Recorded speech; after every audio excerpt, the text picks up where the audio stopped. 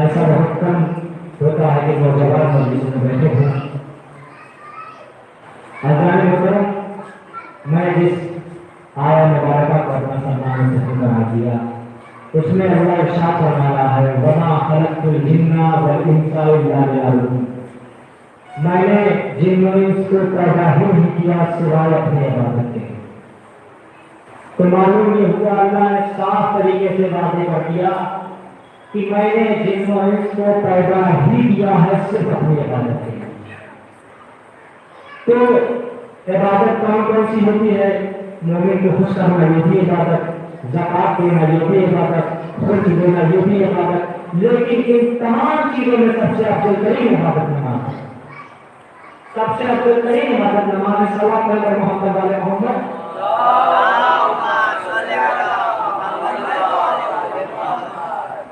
سب سے افضل ترین عبادت نماز ہے.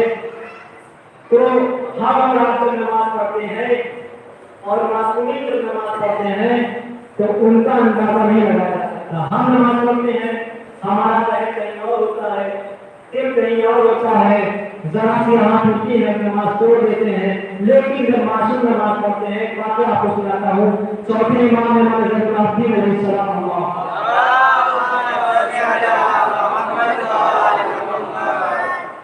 عبادت کر رہے ہیں، نماز پڑھ رہے ہیں، مصلی پہ کھڑے ہیں.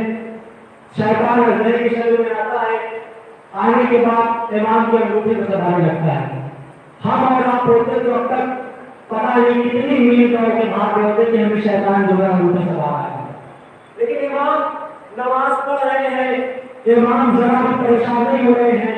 امام کے ماتھے کو پسینہ نہیں آ رہا ہے. میں کہوں گا مولا یہ اژدہا ہے، خطرناک جانور ہے، آپ پریشان کیوں نہیں ہو رہے ہیں، آپ ہٹ کے نہیں جا رہے ہیں. تو امام نے کیا خوبصورت جواب دیا، ارے کاش کی تمہیں تاریخیں نہیں پڑھی ہوتی کہ تم کو تعجب نہ ہوتا. جب ایک علی کے کہلانے میں اپنے کو تم پڑے کر دیے تو کیا دوسرا نماز میں مطمئن نہیں ہے؟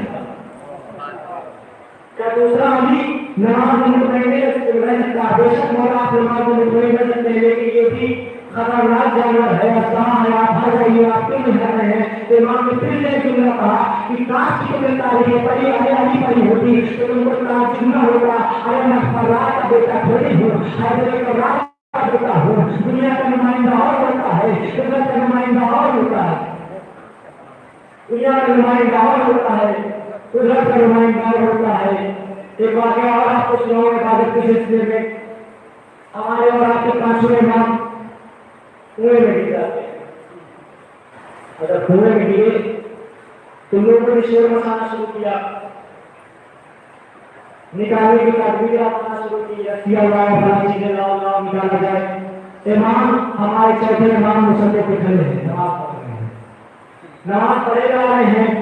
جب سب ناکام ہو گئے تو امام کے پاس زوجہ آدمی آنے کے بعد کہتے ہیں فرزند رسول عظم حال ہے آپ کی عبادت کرنے کا، آپ کا بیٹا کنویں میں گرا ہوا ہے اور آپ نماز کو دور کیے جا رہے ہیں۔ میں یہ کہوں گا کہ امام کا سکون یہ بدلا رہا ہوگا۔ اب امام چلنے کے بعد کنویں کے قریب آتے ہیں، ہاتھوں کو بڑھاتے ہیں، بڑھانے کے بعد ہاتھوں کو بڑھانے کے بعد کہتے ہیں نہ میری ہمارے کنویں میں حال کر دو۔ اب جب میرا کہنا تھا کہ میرا سکون پیدا ہو، امام کا سکون پیدا ہوگا کہ اگر جب ایک کنواں یوسف کی جان نہیں لے سکا تو فخر یوسف کی جان کہتے ہیں۔ جب ایک کنواں یوسف کی جان نہیں لے سکا تو فخر یوسف کی جان کہتے ہیں۔ حالات آپ لوگ ملاحظہ کر رہے ہیں، کووڈ کا سلسلہ جاری ہے، پھر بھی ہم اس طریقے سے آزادی کر رہے ہیں کہ ہم کو کوئی پریشانیاں نہیں ہو رہی ہیں۔ ہم پوری طریقے سے خیال سے رکھ کر آزادی کر رہے ہیں۔ لیکن ایک جملہ میں آپ کو کہتا چلوں، جب کوئی خوشی کا فنکشن ہوتا ہے، کوئی پارٹی ہوتی ہے، تو جب اگر ایسے موسم آ جاتے ہیں تو بہت زیادہ 500 آنے والے ہوتے ہیں تو بہت زیادہ 10 آتے ہیں، 20 آتے ہیں۔ میرا کروڑوں سلام لگا امام حسین پر، کیوں یہاں لوگ کیوں آئے؟ لوگ رشتے داری میں نہیں آتے ہیں بلکہ آزاداری میں آتے ہیں۔ جب ایسے ماحول ہو جائے تو لوگ رشتے داری میں نہیں آتے لیکن آزاداری میں آتے ہیں۔ میں سوچتا ہوں، میں سمجھتا ہوں ہر سال کی طرح پہلے جب کووڈ کا دور نہیں تھا تو اتنی مسجدیں نہیں ہوتی تھی، اتنے مسجدیں نہیں ہوتے تھے، لیکن اس کووڈ کے دور میں جس طریقے سے ہم نے مسجدیں کی یہ ہمارے لیے اور واقعے پیش آئے کہ لوگوں نے تعبیر کے گھر کی حرمتی کی۔ بہت زیادہ ایسا ہوا کہ لوگوں نے آزاداری کو پریشان کیا، لیکن ان کے پریشان کرنے سے کیا ہوتا ہے؟ ہمارے لیے ہماری ماں نے دعا کی ہے کہ ہم ہمیشہ آزاداری کرتے رہیں گے، دنیا کی کتنی بڑی بھی طاقت آ جائے ہم کو مٹا دیں۔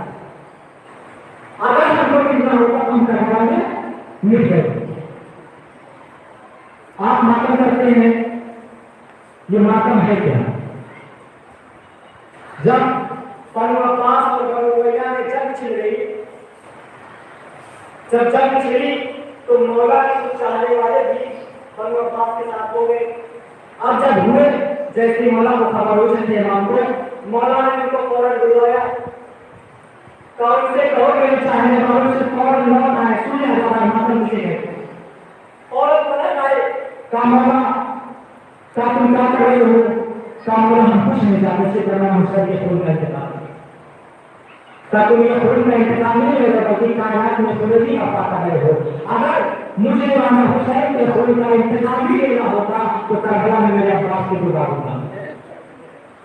اگر مجھے امام حسین کے خون کا انتقام لینا ہوتا تو کربلا میں امام جناب عباس کو ڈبا ہوتا۔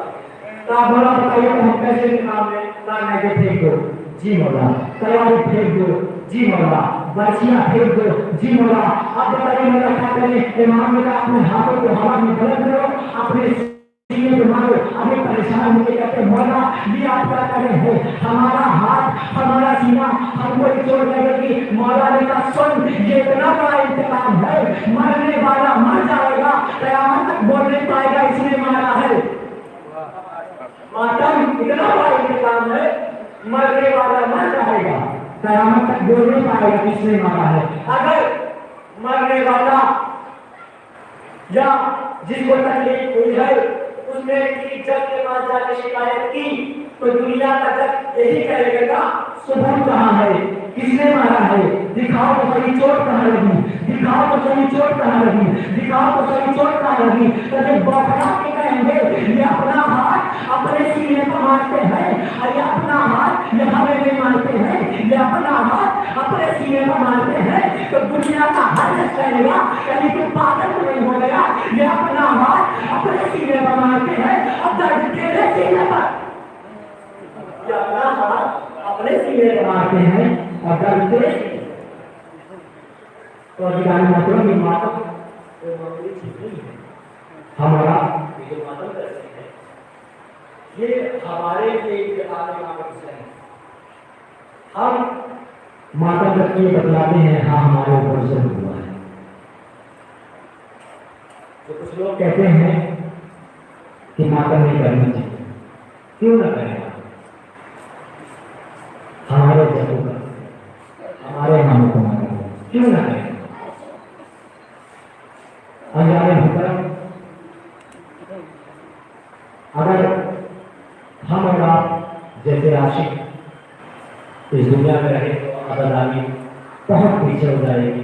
हमारे यहाँ क्या होता है कि फला साहब की मर्जी से हम नहीं करते, फला साहब मर्जी से करा रहे हैं हम नहीं करते, फला साहब की मर्जी से हम नहीं करते, वो साहब मर्जी करा रहे हैं हम नहीं करते।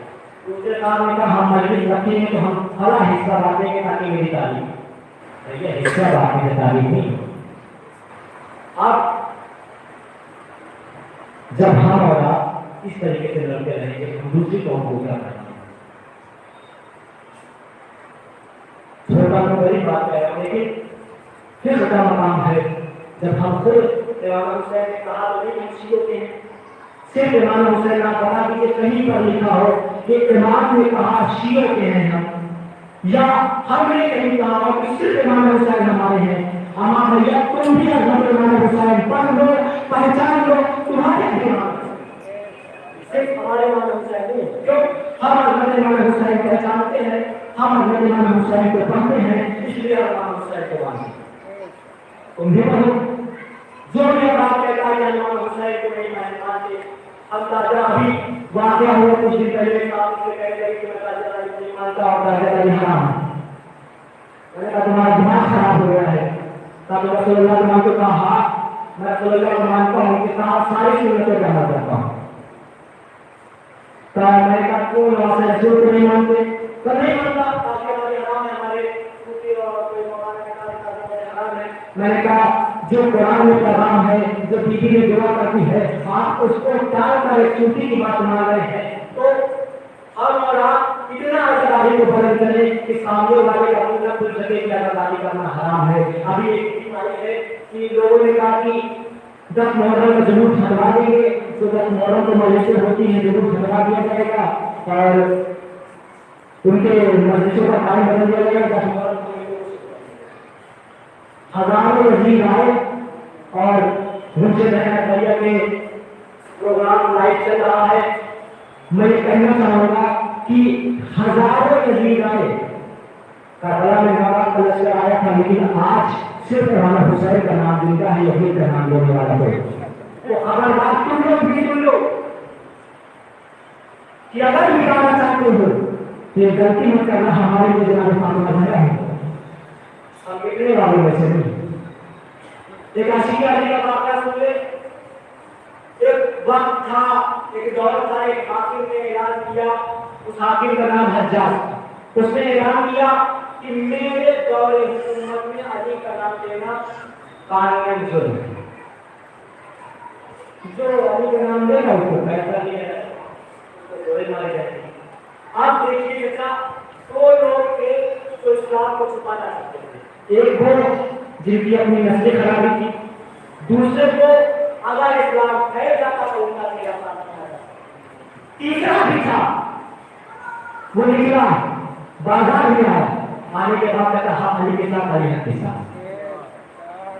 अब बाजार में आने के बाद कहता देखिए ये ऐलान कर दिया है हाकिम ने कि मेरी दौर हुकूमत में अली का नाम लेना चाहिए। अब उसने ऐलान किया और ये चले। आने के बाद रोड पे कहते हैं, रोड पे कहने के बाद कहते हैं हाँ अली के साथ, अली के साथ। आप जब फौजियों में सुना अब आए तब तुमको मालूम नहीं है।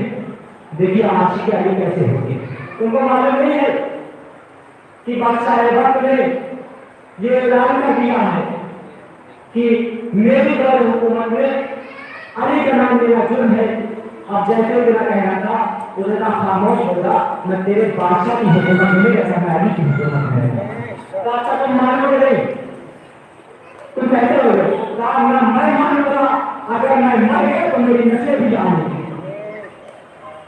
اور پتہ یہ چلا تاکہ وہ کیا کرے گا ویسے کہہ کر اب جب نئے دربار میں لے کے آئے دور سے حاکم نے دیکھا کہ یہ تو ابو درمان ہے. اب جب قریب آنے کے بعد فوجیوں سے پوچھا بھائی کیا بات ہے کیوں کیسے کر کے آئے ہو؟ کہا صلی محمد علیہ محمد.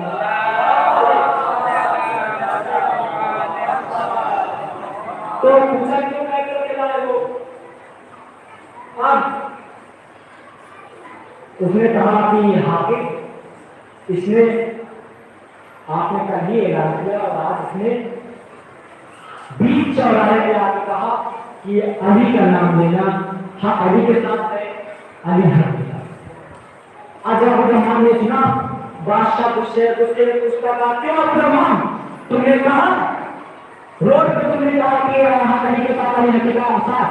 اب ابو درمان نے کہا سن ابھی تک روڈ پہ کہا تھا اب تیرے دربار پہ کہہ رہا ہوں حق علی کے ساتھ علی حق کے ساتھ. اب میں تیرے دربار پہ کہہ رہا ہوں حق علی کے ساتھ علی حق کے ساتھ. کہا اچھا تیری اتنی ہمت تمہیں آپ کوڑے مارے جائیں گے. جلاد کو بلایا گیا. اب جب جلاد کو بلایا گیا اس نے جیسے دیکھا اب اس کو سزا ملی اسی کو. پہلا ٹولہ پڑا ابو درمان نے کہا حق علی کے ساتھ علی حق کے ساتھ. دوسرا ٹولہ پڑا پھر سے ابو درمان نے کہا حق علی کے ساتھ علی حق کے ساتھ. تیسرا ٹولہ پڑا پھر سے ابو درمان نے کہا حق علی کے ساتھ علی حق کے ساتھ. اب جیسے ہی ٹولے پڑھتے جاتے تھے ابو درمان کہتے جاتے تھے. 17واں ٹولہ پڑا تب بھی ابو درمان نے کہا حق علی کے ساتھ علی حق کے ساتھ. اب یہاں پر جب 80واں ٹولہ پڑ رہا تھا تو اب ابو درمان کے جسم میں اتنی طاقت نہیں تھی لیکن وہ حرکت کر رہا تھا. اب جلاد جب کان لگانے کے بعد کیا ہوا کہ 80ویں ٹولے میں بھی کہہ رہے ابو درمان حق علی کے ساتھ علی حق کے ساتھ. یہ ہوتے ہیں اب اس نے پریشان میں کہا حاکم 80 ٹولے کھا چکا ہے ابھی تک مانا نہیں. اب انہوں نے کہا کہ ایک بار تو اسے کر دو. اب جب تک وہ کرنے کی تیاری ہونے لگی ایک مصیبت نے مشورہ دیا کہ حاکم 80 ٹولے کھا چکا ہے 2-3 گھنٹے زندہ رہے گا پھر ماتا ہے اس کو ایسے ایسے کر سکتا. اب لوگ لے کے چلے لا کے گھر پہ لٹا دیا. اب جیسے ہی بستر پر لیٹتے ہیں کہتے ہیں یا ہی مجھے صرف اتنی قوت عطا کر دیجیے کہ میں اس کے دربار میں پھر جاؤں اور کہیں کہ حق علی کے ساتھ علی حق کے ساتھ. اتنی قوت عطا کر دیجیے کہ میں جاؤں اور پھر اس کے دربار میں کہوں حق علی کے ساتھ علی حق کے ساتھ. اب جیسے اتنا کہتے ہیں مولا علی تشریف لاتے ہیں.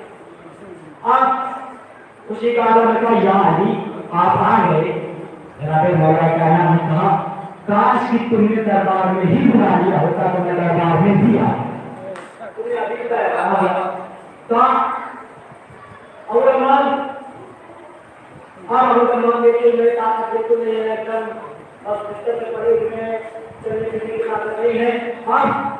مولا کائنات کے ہاتھ ہے.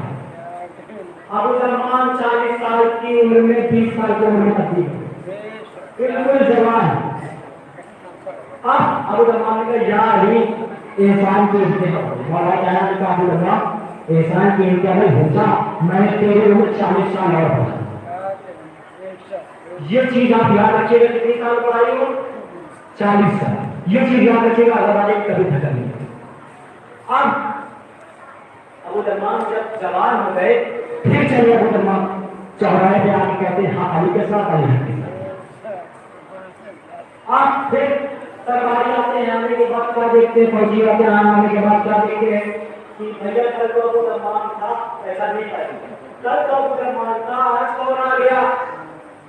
ابو درمان نے کہا پہچانا نہیں کل جو 80 کوڑے کھا چکا میں نہیں. اب جیسے میں کہتا تو ابھی بھی نہیں مانا کل نہیں مانا میں مانوں گا نہیں مجھے مانے. پھر لے کے چلے 40 سال یاد رکھیے گا. اب جیسے ہی دربار میں گیا دربار جو ہے بادشاہ نے کہا کل تو ابو درمان تھا آج اس کا کیا جرم ہے. کہا بادشاہ کل جو اس کا جرم تھا آج بھی اس کا نہیں جرم ہے.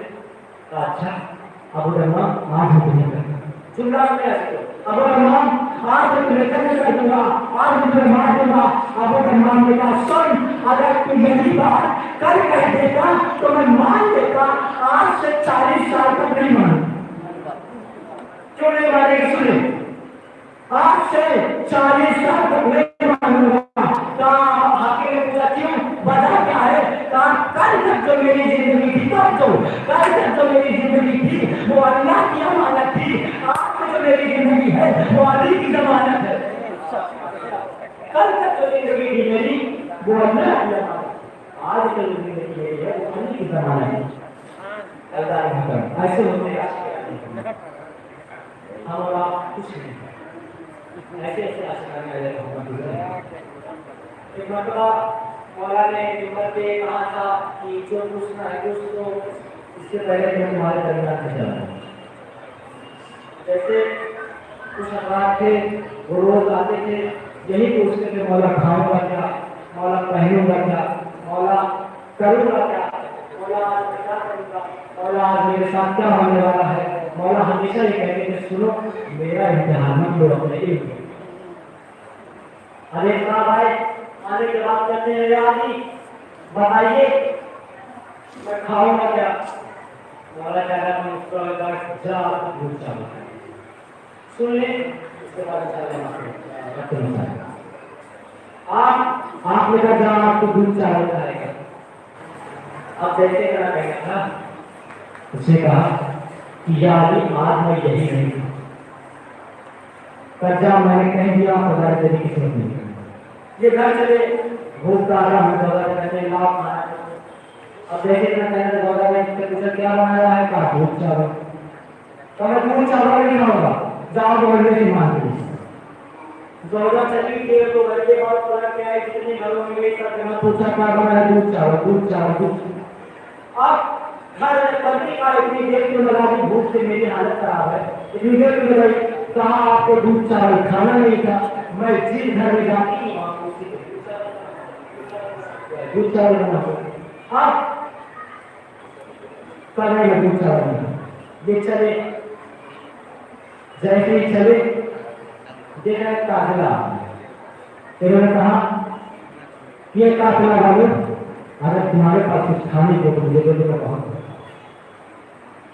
काफिले वालों ने मशवरा किया तमाम काफिले वाले पूछे किसी के पास दूध चावल के अलावा कुछ खाए मेरे पास दूध चावल है दूध चावल खाना होगा नहीं अगर तुम्हारे पास हो या ये वो दे दो दूध चावल नहीं ये पलटने लगे इतने काफिले वालों ने कहा अगर तुम ना खाए तुमने मुझसे मांगा है तुम ना खाए तो हमारी बेइज्जती है हमारी बेइज्जती करके जा रहा है इसको खाना पड़ेगा अभी मतलब नहीं मैंने कहा काफिले वालों ने इनको मारा भी दूध चावल भी खिलाया अब भाई चले जैसे पहुंचे वहां एक गली में पहुंचे देखा मौला का सामने आ रहे हैं बेचारे गए था अब मैंने कहा आप करेगा अब ये चले सामने से मौला कहना था ऐसे मौला कहना से मुस्कुरा के पूछा क्यों भाई क्या खाया कहीं मैंने दूध चावल नहीं खाया मौला ने मुस्कुरा के कहा कि छोटे तू दूध चावल भी खा के आ रहा है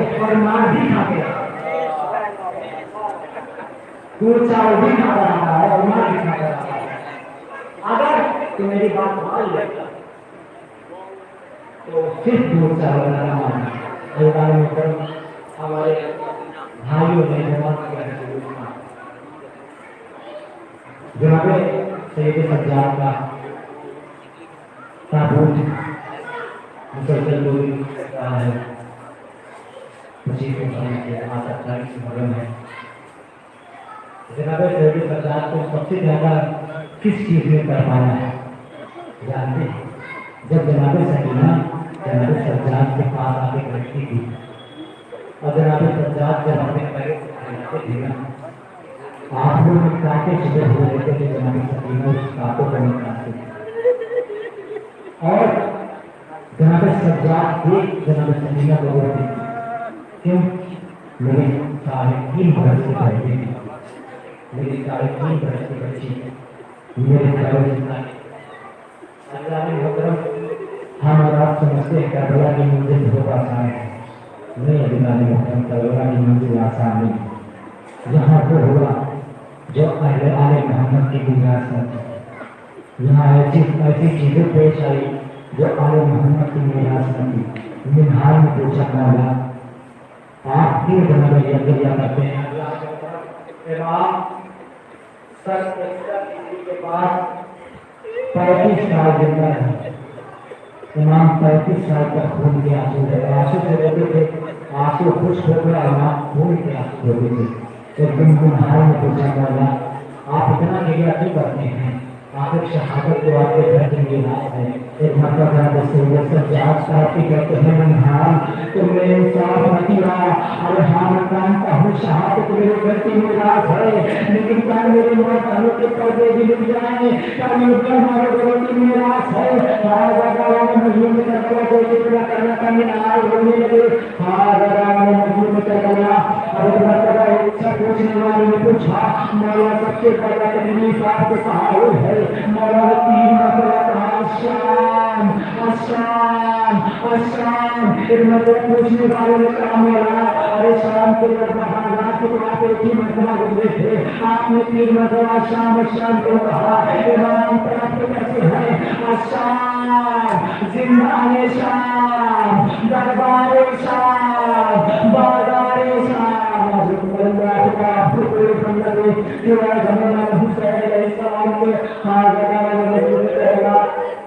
خدا آپ کو کوئی کرنا نہیں مجبور ہوگا کہ مجبور کرنے والے بات میں آپ کو بتاتا چلوں۔ امام حسین جب رخصت ہو رہے تھے نا، امام حسین کی 3 رخصتیاں ہیں، امام حسین کی رخصتی ہے تو امام حسین شہادت کی اجازت لینے کے بعد امام حسین 3 لوگوں سے رخصت ہوتے ہیں۔ سب سے پہلے آتے ہیں سید سجاد کے پاس، آنے کے بعد کہتے ہیں بیٹا سجاد خدا حافظ۔ ایک مرتبہ سجاد نے اپنے سر کو اٹھایا، اپنے سر کو اٹھا کے جب مرتبہ دیکھا تو بابا کو پہچان نہ سکے۔ ارے کیا دیکھتے ہیں؟ بابا سر سے لے کے پیر تک رہا ہے، مجبور کر گیا۔ ایک مرتبہ سجاد نے بڑی ہمت کر کے اپنے آپ کو اٹھانا چاہا، فریاد کرتے ہیں مجھے تلوار لا کے دے دو اور مجھے ایک رسا لا کے دے دو۔ پھپھی نے پوچھا بیٹا سجاد کیا کریں گے؟ کہا پھپھی میں تکیا سے تکیا کروں گا، تلوار سے اپنے بابا کی نصرت کروں گا۔ امام کا بیٹا سجاد میں تم سے جنگ کروانے بھی آیا ہوں، بلکہ میں تمہیں اسرار امامت سونپنے آیا ہوں، تم بھی ماں ہو، تم پر جنگ ثابت ہے۔ مجبور کر بلا آج جو آدمی جو امام کہتے ہیں نا، امام ہمیشہ کی ماں نہیں تھے، صرف امام کو امام حسین نے ایک دن کا بھی مار بنایا، لیکن ہاتھوں میں ہاتھ کریا پیروں میں دے دیا گلے میں فائدہ تو امام کی گردن جھکی ہوئی، امام اپنی گردن کو اٹھا نہیں پائے۔ مجبور کر بلا امام حسین کی دوسری رخصتی، امام حسین کی دوسری رخصتی جناب زینب کی ہے۔ امام جناب زینب سے امام حسین کہتے ہیں ایک دن قبولتی لباس لیا، حاضر نے بزرگ کروانا کیسے اتنا کرنا تھا، پہن جانا پرانا لباس لایا، پہن جانا جیسے پرانا لباس لے کے آتی ہے۔ امام حسین نے اس لباس کو دیکھا اور تار تار کرنا شروع کیا، بھی کرامت ہو گئی۔ ایک مرتبہ جناب زینب نے کہا اے بھیا وہ تو پرانا لباس ہے، آپ اسے تار تار کے کر رہے ہیں۔ کہا بہن زینب جانتی ہو ارے یہ وہی لباس ہے، میں اس کو تار تار کر دے رہا ہوں، لیکن مجھے پتا ہے میری شہادت کے بعد میرا امام لوگوں کی حالت میں جائیں گے، میں چاہتا ہوں میرے جسم کا لباس باقی رہے۔ مجبوری کرتا جناب امام حسین چلے، اب جیسے میں چل رہا ہے میرا آواز ہی محل محلہ یہ بنظارہ ایک بندی بہرا رک جائیے رک جائیے، اب جیسے میں کہنا تھا مجبوری کرتا امام حسین آپ کیوں روک رہے ہیں؟ اب جیسے میرا کہنا تھا امام حسین کے رہ جانا کہتے ہیں یا اما نے مجھ سے وصیت کی تھی جب حسین تم سے آخر رخصت کے لیے آئے تو اس کے گلے کا بچہ لے لینا۔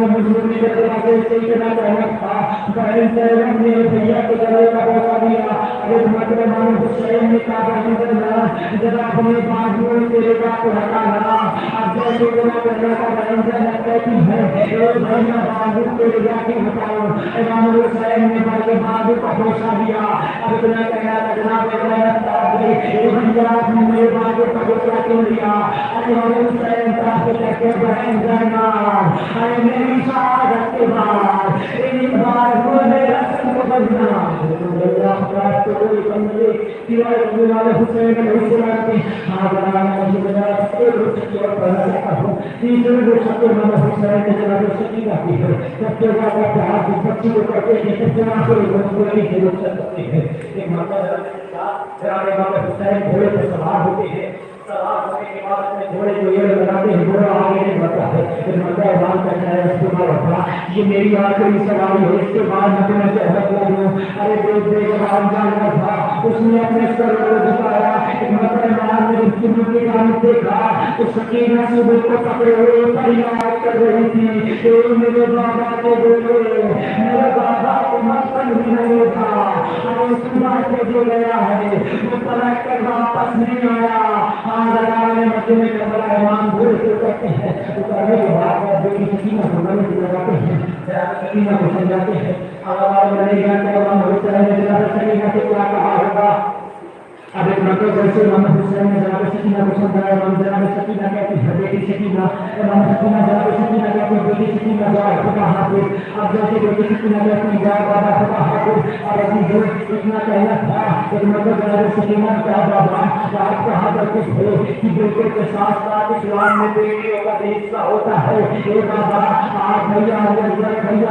को अपने साथ ले गए मेरे हिस्से में क्या आया अभी जो कयामत हो गई इमाम ने करबला की खाक उठाए जनाब सकीना के बालों में डाले जनाब सकीना का तरफ बाबा ये क्या कर रहे हो कहे बेटी सकीना अरे तुमने जो पूछा मेरे हिस्से में क्या आया सकीना तेरे हिस्से में करबला की खाक सकीना तेरे हिस्से में यतीमी सकीना तेरे हिस्से में शुरू के तमाचे सकीना तेरे हिस्से में जिंदा निशान